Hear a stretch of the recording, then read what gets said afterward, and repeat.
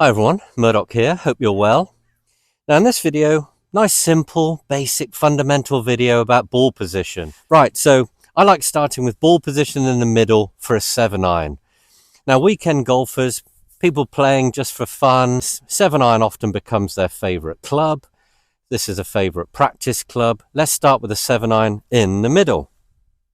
7-iron in the middle, stance about shoulder width. Use the grip and then the shaft band here. So you can put that club down, and then once it gets to the shaft band, it's often shoulder width. So ball in the middle with a 7-iron. Now you can see when you're setting up here that you've pretty much got the ball in line with your eyes here. It's not ahead, you're not leaning back this way. We want it there because at impact, we're striking down. The club's descended on the ball to get compression and a divot afterwards, and then into the finish. The stance width isn't too wide because the swing hasn't been completely full. We were at the width of stance to be able to take us to a normal 7-iron finish. Too wide and we'd have struggled to get right the way through it because we didn't have the full backswing. So clubs more lofted than a 7, I'd also keep in the middle. 8-iron, but we'll narrow the stance just a hair perhaps. 9-iron, same, in the centre, slightly narrower. You might want to gauge your 9-iron and wedge swings with the rubber grip between your feet. Now, again, these are accuracy clubs. We don't need to try and go for power. I'd narrow the stance to get control over a shorter backswing. A commitment down, the narrow stance helps you turn through to a finish again that will be shorter. But again, ball in the middle because we need to descend down on the ball here for a divot afterwards.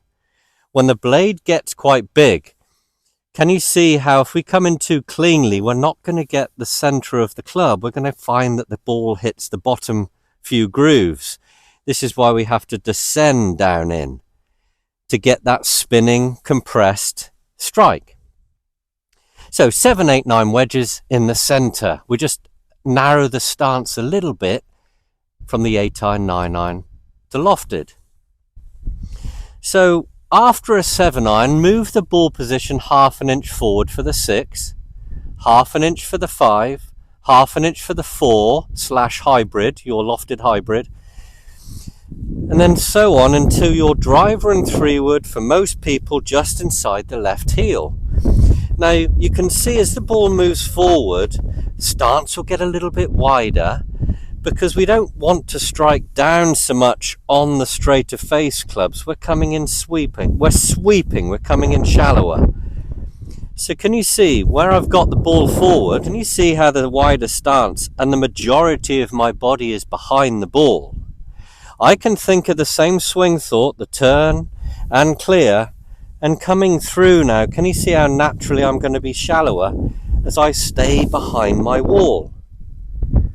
The majority of my body is set up behind the ball in the beginning.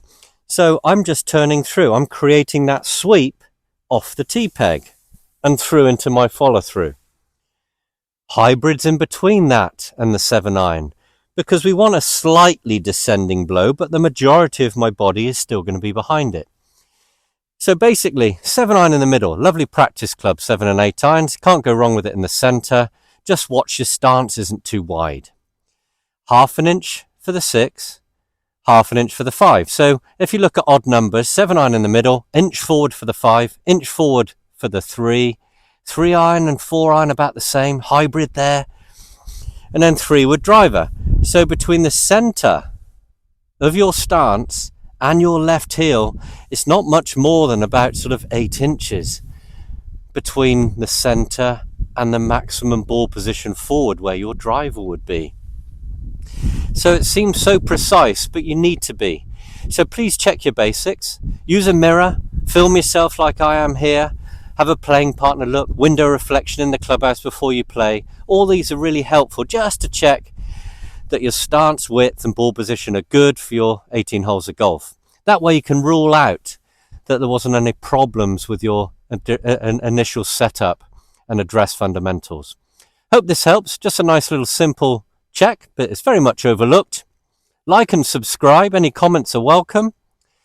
Thank you for your support, and I look forward to seeing you in the next video. Take care.